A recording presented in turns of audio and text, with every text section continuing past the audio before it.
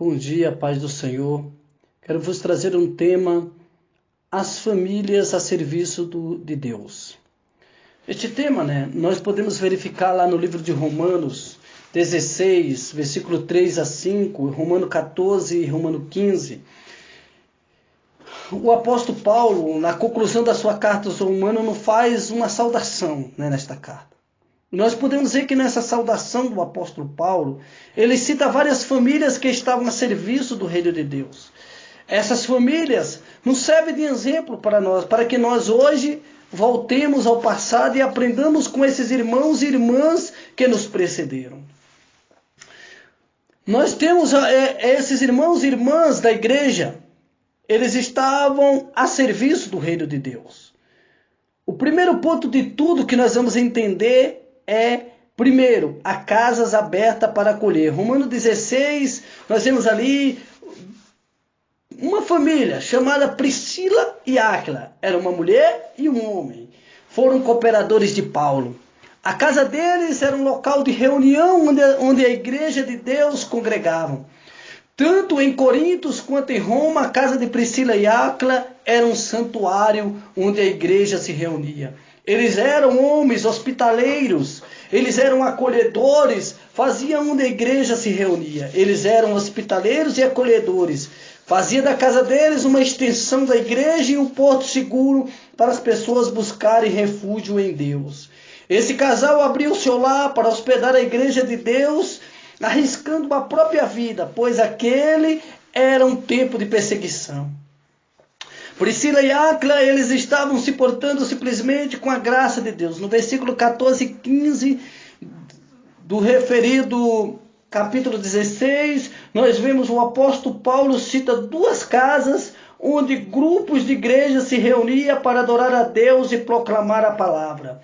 Hoje precisamos de famílias que abram as portas de suas casas para que o evangelho de Cristo seja proclamado. O lar é um dos principais instrumentos na evangelização do mundo. Não podemos abrir mão de fazer de nossa casa uma extensão da igreja do Deus vivo.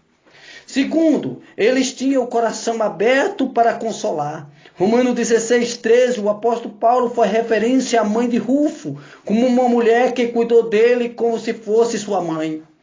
Essa mulher que recebe elogio tão auspicioso, nem tem nome citado na terra, mas certamente era conhecida dos céus. Há grandes nomes no reino de Deus que permanecerão incógnitos na terra e anônimos na história. Mas é algo maravilhoso investir na vida dos filhos de Deus, ser bálsamo para os que sofrem, ser âncoras para quem enfrenta tempestades na vida. A mãe de Rufo foi uma mãe para o apóstolo Paulo. Esse bandeirante do cristianismo encontrou nesta mulher um apoio, um encorajamento que só uma mãe era capaz de lhe dar. Temos grandes desafios de sermos abençoadores. Devemos abrir mão, devemos não abrir apenas nossa casa, mas também abrir nosso coração, abrir nossa alma para as pessoas.